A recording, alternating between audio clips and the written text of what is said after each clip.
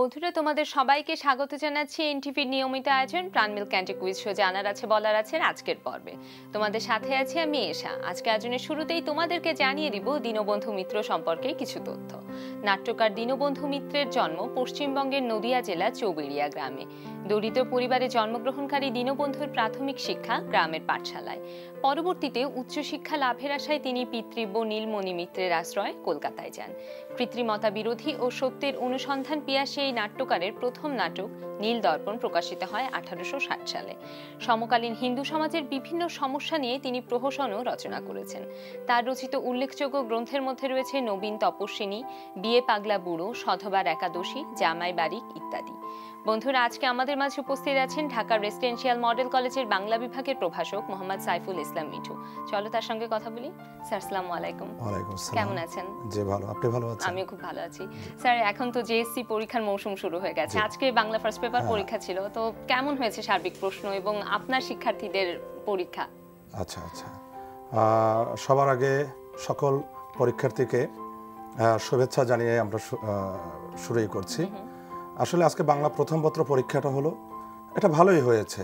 হ্যাঁ, আর তাছাড়া এখন শিক্ষার্থীরা অনেক সচেতন, তারা এখন টেক্সট পড়ে, এখন ওই মূল যে ভিত্তি এটা তাদের অনেক মজবুত। বেশ অনেক বছর ধরে সৃজনশীল চলছে, অনেক বছর ধরে সৃজনশীল পরীক্ষা পদ্ধতি চালু। হ্যাঁ, এই কারণে ওদের জড়তা কিন্তু নেই। সে পরীক্ষা ভালো করেছে। আমার শিক্ষা প্রতিষ্ঠানের শিক্ষার্থীরা ভালোই করেছে। খুবই ভালো লাগলো শুনে। স্যার, আগামীকালকে তো বাংলা দ্বিতীয় পত্র পরীক্ষা, এবং বাংলা দ্বিতীয় পত্র বলতে আমাদের মাথায় প্রথমে আসে ব্যাকরণের অংশটি। আর দেখা যায় যে অনেক শিক্ষার্থীর মাঝে ব্যাকরণ নিয়ে একটা ভীতি কাজ করে, তো এটা কেন? আসলে ব্যাকরণ নিয়ে ভীতি কাজ করার কিছু কারণ আছে।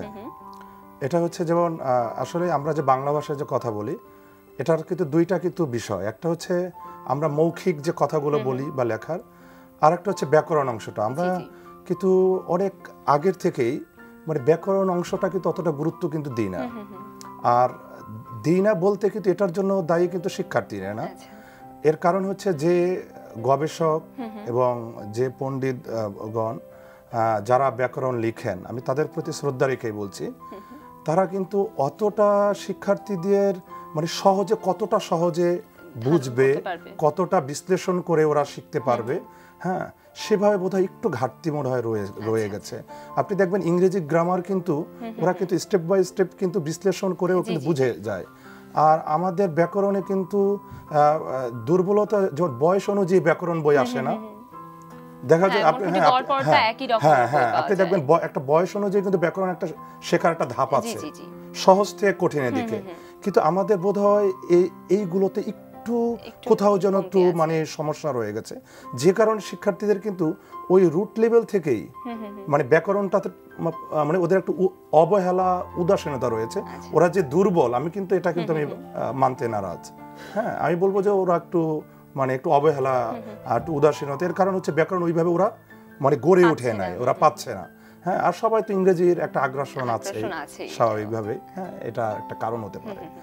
তারপরে হচ্ছে মাতৃভাষা হবার কারণে কি ব্যাকরণ শেখার আগ্রহটা একটু কমেও যায়? না, মাতৃভাষা শেখার একটু আপনি একটা বিষয় খেয়াল করবেন।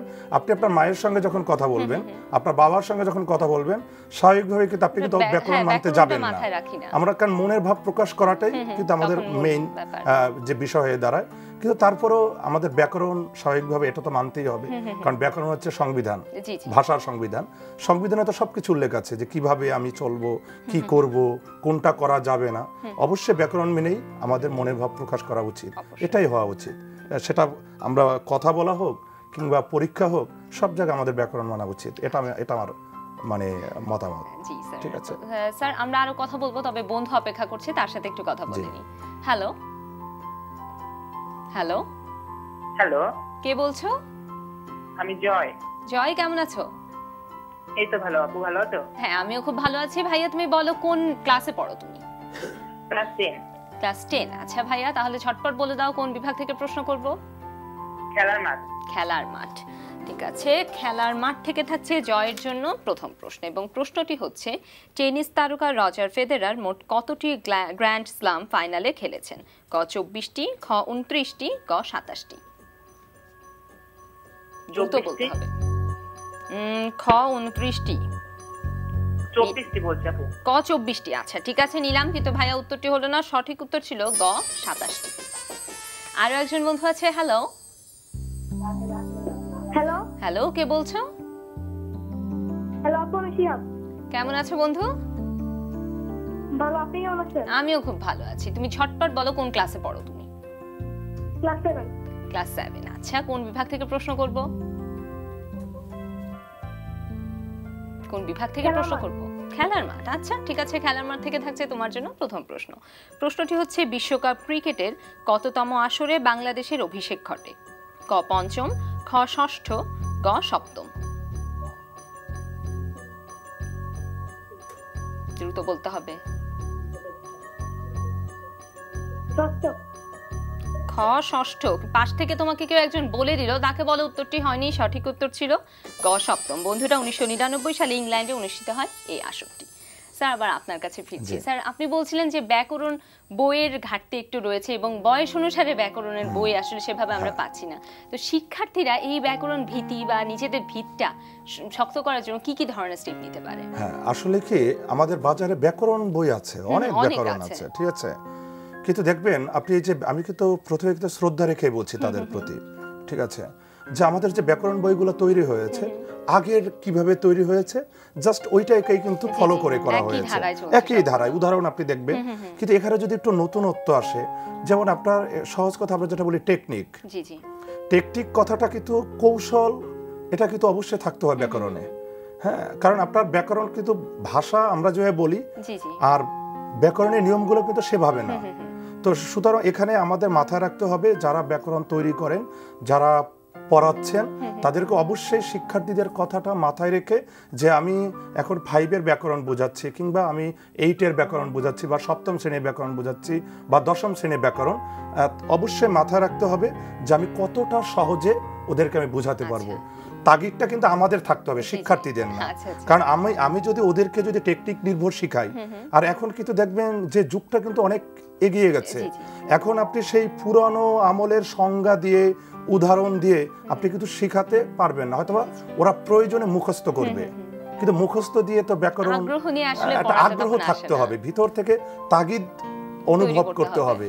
আর এই জন্য সবচেয়ে বড় দায়িত্ব হচ্ছে যারা ব্যাকরণ লিখেন এবং শিক্ষক, আমাদেরকে ওদের জন্য খাটতে হবে, পরিশ্রম করতে হবে, যে আমি কালকে এই টপিকসটা পড়াবো, সমাস পড়াবো, সন্ধি পড়াবো, কারক পড়াবো, কিংবা পদ পড়াবো বা ধাতু পড়াবো, আমি কতটা সহজে ওকে আমি বোঝাতে পারি, যেন ওর হৃদয়ঙ্গম হয়, ওর যেন হৃদয়ে প্রবেশ করে ওইটা। এখন ও মুখস্থ করলো, পরীক্ষা পাশ করলো, কিন্তু দেখা যাচ্ছে হ্যাঁ ও শুধু প্রয়োজন মেটাবার জন্য, কিন্তু প্রয়োজনের সঙ্গে তো আনন্দ থাকতে হবে। সুতরাং আনন্দ নিয়ে যেন শিখে, আনন্দ নিয়ে শিখলে আসলে ব্যবহারিক অবশ্যই এটা দীর্ঘমেয়াদী, এটা একটা ফল থাকে। আর মুখস্থ নির্ভর করলে ওটার প্রতি কিন্তু একটা দরদ থাকে না, এটাই স্বাভাবিক। সুতরাং আমি যেটা মনে করি যে এখানে একটা কৌশল আমাদের চেঞ্জ করতে হবে, এবং আমাদের শিক্ষকদের, এবং দেখা যাচ্ছে যে যারা গবেষক, যারা ব্যাকরণ নিয়ে ভাবেন, তাদেরকে আরো কত যুগোপযোগী করে শিক্ষার্থীদের ভিতরে, মানে ওদের তাগিদ অনুভব করে যায়, না ব্যাকরণ এটাও মজার, হ্যাঁ একটা মজা, একটা আনন্দ নিয়ে ওদেরকে গড়ে তুলতে হবে। তাহলে দেখবেন ব্যাকরণে কিন্তু কোনো ভীতি থাকবে না।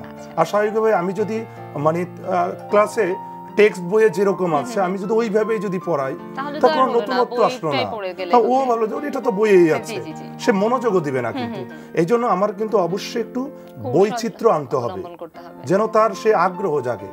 এক্ষেত্রে দেখেন আমাদের শিক্ষক, আমাদের গবেষক অনেক কর্তব্য, অনেক দায়িত্ব আছে। স্যার, আপনার সঙ্গে কথা হচ্ছিল ব্যাকরণ নিয়ে, আমরা অনেক কথা বলছিলাম। তো স্যার, ব্যাকরণ জেএসসির ক্ষেত্রে কোন কোন বিষয়গুলো বেশি জরুরি ব্যাকরণের?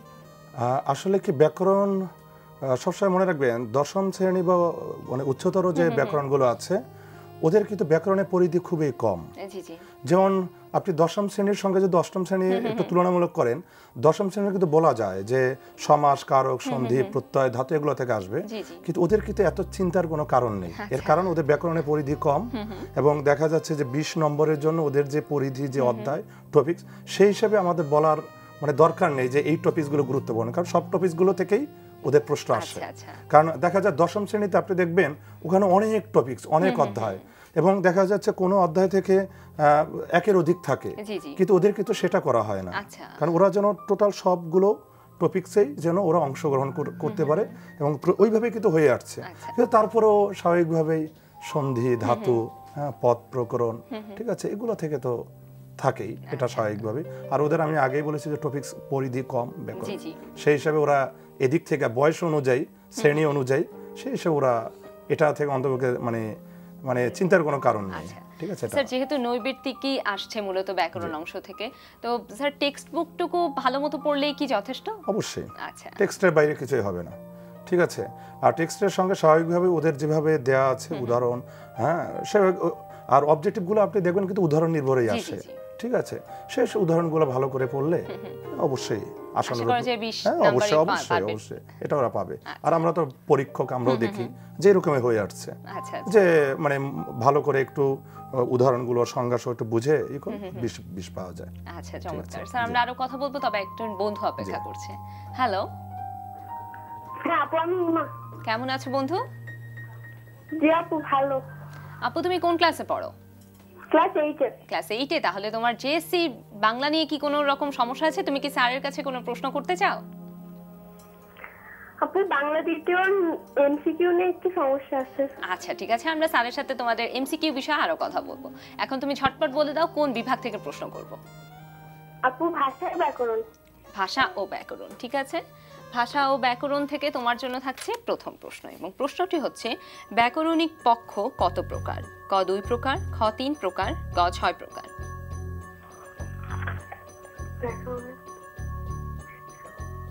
ঝটপট বলতে হবে।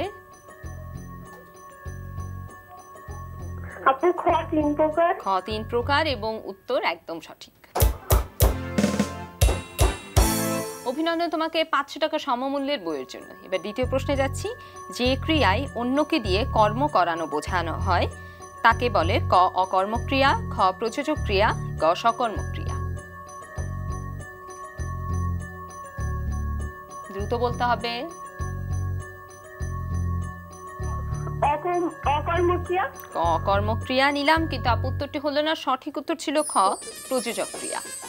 স্যার, আবার আপনার কাছে ফিরছি। স্যার, বন্ধু বলছিল যে তাদের এমসিকিউ নিয়ে প্রবলেম আছে। স্যার, আমরা আরো কথা বলবো এটা নিয়ে, তবে আরো একজন বন্ধু ফোন করেছে। হ্যালো হ্যালো হ্যালো আপু, আমি আশা। আশা, কেমন আছো? জি ভালো। আপু, তুমি কোন ক্লাসে পড়ছো? ক্লাস 8 এ। ক্লাস 8 এ। আচ্ছা, তাহলে আজকের পরীক্ষা কেমন দিলে তুমি? অনেক ভালো। অনেক ভালো, তাহলে তোমার জন্য রইল অনেক অনেক অভিনন্দন। এখন আপু বলো কোন বিভাগ থেকে প্রশ্ন করব? আপু, ইতিহাস ও ঐতিহ্য। ইতিহাস ও ঐতিহ্য, ঠিক আছে। ইতিহাস ও ঐতিহ্য থেকে থাকছে আসার জন্য প্রথম প্রশ্ন। আশা করছি উত্তরটি সঠিক দিবে।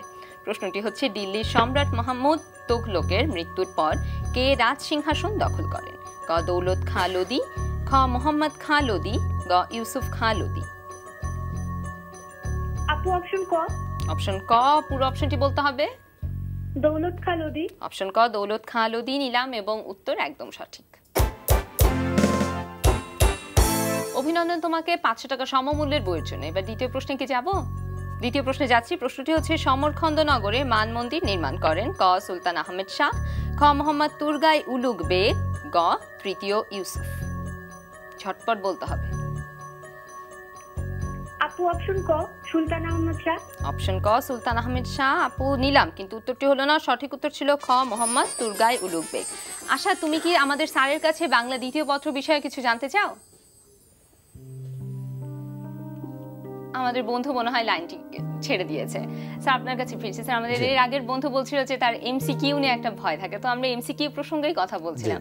তো স্যার, এমসিকিউ এর প্রস্তুতিটা একদম জোরদার ভালো মতো করার জন্য কি কি করতে হবে? না, অবশ্যই এখন এমসিকিউ এর ক্ষেত্রে কিন্তু অনেকটা বুদ্ধিমত্তাও কিন্তু দরকার। আপনি কিন্তু প্রথম থেকে শেষ পর্যন্ত কিন্তু সব অংশগুলোকে কিন্তু গুরুত্ব দিলে কিন্তু গুরুত্ব হারিয়ে যায়। জি জি। এখন এমসিকিউ এর ক্ষেত্রে কোনগুলো গুরুত্বপূর্ণ, মানে একটা অধ্যায়ের কোন অংশটা গুরুত্বপূর্ণ, এটাও কিন্তু বুঝতে হবে।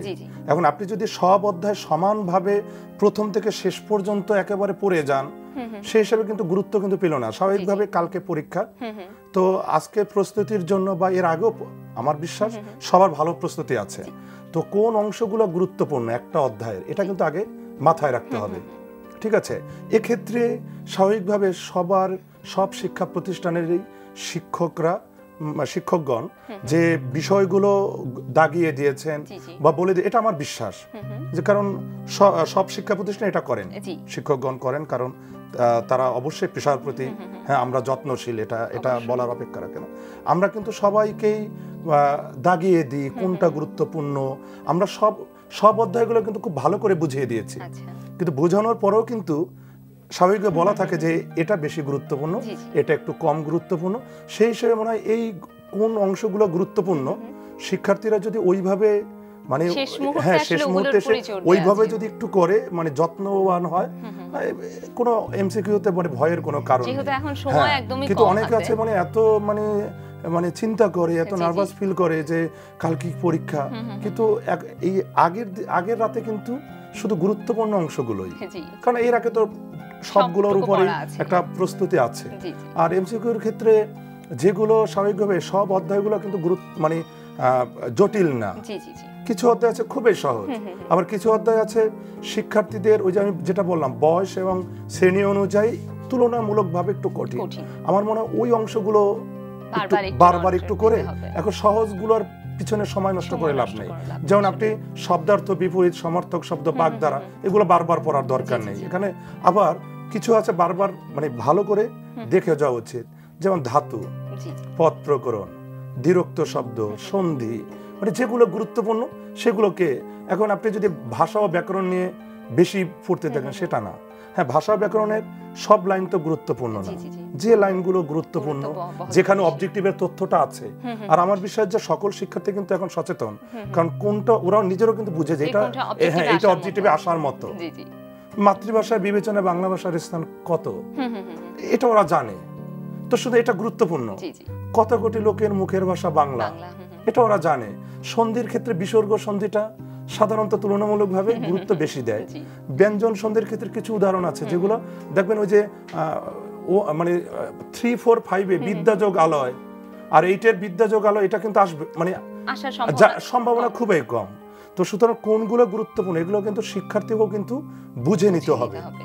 এখন সবচেয়ে অবশ্যই শিক্ষক এটা বুঝিয়ে দেন, দাগিয়ে দেন কোনগুলো গুরুত্বপূর্ণ, কিন্তু শিক্ষার্থীকেও কিন্তু এটা নিজেদের থেকেও কিন্তু বুঝতে হবে যে এটা তো সহজ, বা সহজ থেকেও যে দেয় না তা নয়, কিন্তু মানে আমি সময় তুলনামূলক এখানে কম দিই। হ্যাঁ সুতরাং সহজটাতে আমার সময় কম, যেটা জটিল তুলনামূলকভাবে কঠিন, আমরা কঠিন আসলে বলবো না, মানে যেটা তুলনামূলকভাবে মানে একটু জটিল কঠিন, সেটার প্রতি বেশি সময় দাও। এই মুহূর্তে একজন বন্ধু অপেক্ষা করছে ছবির গ্যালারি খেলার জন্য। হ্যালো হ্যালো, আসসালামু আলাইকুম আপু, আমি দিশা। ওয়ালাইকুম আসসালাম আপু, কেমন আছো তুমি? জি আপু ভালো। আপু তোমার জন্য থাকছে ছবির গ্যালারি থেকে প্রথম প্রশ্ন, এবং প্রশ্নটি হচ্ছে এই দ্রুততম মানবের নাম বলো। ক উসাইন বোল্ট, খ টাইসন গে, গ কেমার বেইলি কোল। আপু অপশন ক উসাইন বোল্ট। অপশন ক উসাইন বোল্ট নিলাম, কিন্তু আপু উত্তরটি হলো না, সঠিক উত্তর ছিল গ কেমার বেইলি কোল।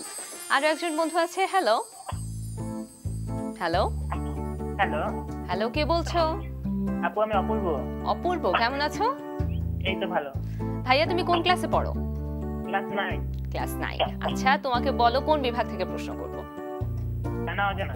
জানা অজানা, ঠিক আছে। জানা অজানা থেকে থাকছে অপূর্বর জন্য প্রথম প্রশ্ন, এবং প্রশ্নটি হচ্ছে ভূমধ্যসাগরীয় জলবায়ু অঞ্চলে ক শীত দীর্ঘ, খ গ্রীষ্মকাল বৃষ্টি হয়, গ শীতকালে বৃষ্টি হয়। শীতকালে বৃষ্টি হয়। গ শীতকালে বৃষ্টি হয় নিলাম, এবং উত্তর একদম সঠিক।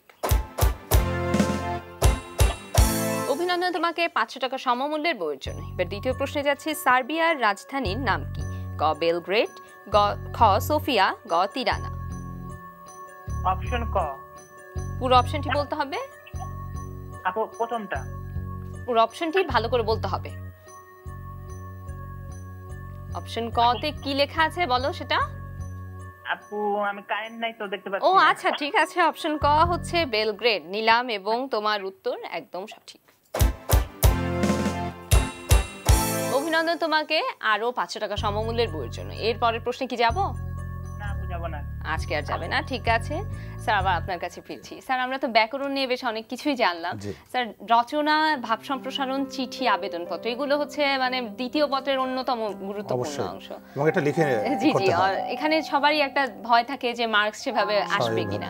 স্যার চিঠি আবেদনপত্রের বিষয়ে যদি আসি, এখানে দেখা যায় যে নিয়মটা অনেক বেশি গুরুত্ব বহন করে, তো স্যার সেটা সম্পর্কে একটু জানতে চাই। আসলে চিঠি আমি যেটা বলছি, সাবজেক্টিভ কিন্তু ওদের মানে কিছুটা শক্তিমত্তারও কিন্তু, কারণ সাবজেক্টিভ কিন্তু নির্ধারিত সময়ের ভিতরে শেষ করতে হয়, আর অবজেক্টিভ কিন্তু ওদের অত মানে সময় অত, কারণ ওরা যে সময় থাকে এর ভিতরে ওরা শেষ করে ফেলে। তো চিঠি আর আবেদনপত্র যেটা, সেটা হচ্ছে সাধারণত ওদের ভিতরে একটা ভুল ধারণা আছে যে আবেদনপত্রে বেশি নম্বর পাওয়া যায়, চিঠিতে একটু কম নাম্বার পাওয়া যায়। তো আমার মনে হয় অতটা সঠিক নয়। এর কারণটা হচ্ছে, কারণ ওই যে লেখার কোয়ালিটিটা হচ্ছে এখানে নির্ভর। তো আবেদনপত্রের যে কিছু নিয়ম আছে, যে স্বাভাবিক সব মার্জিন বরাবর করতে হবে, তারিখটা ওই বরাবরের উপরে, কিন্তু শিক্ষার্থীরা ওদের কিন্তু খেয়াল রাখতে হবে ওদের যে টেক্সট যে বইটা আছে বোর্ডের বই, সেখানে কিন্তু তারিখ বরাবরের উপরও দিলে চলবে, কিংবা যেখানে নিবেদক যেখানে মানে শেষ করলো হ্যাঁ নিচে দিলেও হবে কিন্তু। এজন্য তারপরে যেটা, কারণ একার উপর লেভেল পর্যন্ত কিন্তু সাধারণত বরাবরের উপরেই প্রযোজ্য, শুধু ওইটা রাখাই ভালো। হ্যাঁ, তো ওইখানে কাঠামোটা একটু ঠিক রাখতে হবে। দেখা যাচ্ছে যে বরাবর মার্জিন বরাবর, হ্যাঁ, তারপর হচ্ছে বিষয়, হ্যাঁ, তারপর হচ্ছে সম্বোধন যেটা, তারপরে যেটা মেইন অংশ, হ্যাঁ, যে কি বিষয়, আর যে বিষয়ের উপর লেখা হচ্ছে সেটা, তারপর ফিনিশিং যেটা। তবে এক্ষেত্রে যেটা আমার বিষয় হচ্ছে ওরা এটা, কারণ ওরা এখন এত সচেতন যে তারপর একটু ওদেরকে আরেকবার একটু আমরা একটু সচেতন করে দিচ্ছি যে আবেদনপত্র কিন্তু মানে এক পৃষ্ঠায় লেখা ভালো, এবং যদি কোনো কারণে যদি পাশাপাশি পৃষ্ঠা, হ্যাঁ, কিন্তু অনেকে দেখা যায়, অনেকে না মানে অল্প, মানে কেউ কেউ এরকম করেন আমরা দেখি, খাতা দেখার সময় কেউ কেউ যেটা করে সেটা হচ্ছে ভাব সম্প্রসারণ যেখানে শেষ হলো ওর নিচে একটু জায়গা আছে, ওখান থেকেই আবেদনপত্র শুরু করে। এটা কিন্তু ঠিক নয়। আবেদনপত্রের জন্য সম্পূর্ণভাবে নতুন পৃষ্ঠা নিতে হবে, আর যদি কোনো কারণে অপর পৃষ্ঠা যেতে হবে সেটা পাশাপাশি পৃষ্ঠা।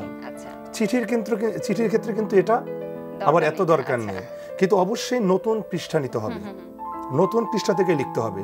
চিঠির ক্ষেত্রে পাশাপাশি মানে পৃষ্ঠা না হলেও চলবে, পরে পৃষ্ঠা গেলেও হবে, কিন্তু অবশ্যই নতুন পৃষ্ঠা। আর চিঠির ক্ষেত্রে যেটা, যে অংশগুলো চিঠিতে অপরিহার্য, কোনখানে কোন অংশটা থাকে, যেমন যে লিখলো তার স্বাভাবিকভাবেই যার কাছে চিঠি যাবে তার একটু দেখবেন ওখানে আবার একটু ঠিকানার মতো দিয়ে দেয়, তারপর হচ্ছে সম্বোধন মূল যে অংশটা, তারপর হচ্ছে লাস্টে যাবার একটু উপসংহার, তারপর আবার যে ইতি টানা, শেষে যে খাম, অর্থাৎ চিঠির যে অংশগুলো ওরা শিখে আসছে ছোটবেলা থেকে, যথাযথভাবে ওইটা অনুসরণ করতে হবে।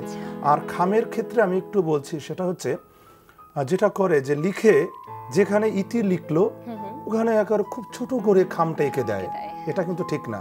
আবার কেউ কেউ দেখে, মানে কেউ কেউ আমরা দেখি যে সেটা হচ্ছে ওই যেখানে ইতি টানলো খামটা পরের পৃষ্ঠায় দিয়ে দিয়েছে, মানে পুরো একেবারে পরের পৃষ্ঠা খামটা একেবারে অসহায়ের মতো, মানে এটাও কিন্তু ঠিক না। লেখার সময় অবশ্যই তার মাথায় রাখতে হবে যে আমি যেখানে ইতি টানবো ওখানে কি আমার খামটা ছোট হয়ে যাবে, নাকি আমার পরের পৃষ্ঠায় চলে যাচ্ছে খাম। এটা কিন্তু লেখার সময় অবশ্যই তার মাথায় রাখতে হবে, যেখানে ইতি টানবে সেখানে এই খামটা দিতে হবে, এবং খামটা যেটা স্বাভাবিক যে সাইজটা ওইটাই দিতে হবে কিন্তু। হ্যাঁ, স্বাভাবিক হয়তো 19-20 হতে পারে, কিন্তু একবার পরের পৃষ্ঠায় শুধু একটা খাম বা ইতি টেনে ওইখানে একেবারে ছোট করে সেটাও না। হ্যাঁ, কোনো কারণে যদি খাম পরের পৃষ্ঠায় যেতে হয় আগের থেকে সে সতর্ক থাকবে যে কিছু লেখা পরের পৃষ্ঠায় নিয়ে সুন্দরভাবে সে এঁকে দিল। তারপর ওখানে আবার ডাক টিকিটের একটা বিষয় আছে, ঠিক আছে। আবার কেউ কেউ যেটা দেখি যে বিদেশে চিঠি পাঠাচ্ছে কিন্তু ঠিকানাটা কিন্তু বাংলায় দিচ্ছে সে। স্যার আশা করছি আমাদের বন্ধুরা এই সকল বিষয়ে সতর্ক থাকবে। স্যার আপনাকে অনেক ধন্যবাদ আজকে সময় দেওয়ার জন্য, আপনাকে অনেক ধন্যবাদ এবং আপনার জন্য রইল অনেক শুভকামনা। ওকে, আপনাকেও শুভেচ্ছা জানিয়ে তারপরও সকল শিক্ষার্থী বন্ধুদেরকে শুভেচ্ছা জানাচ্ছি। তোমরা সবাই সুন্দরভাবে সুস্থভাবে পরীক্ষা দাও, হ্যাঁ, এই শুভেচ্ছা রইল সবার জন্য।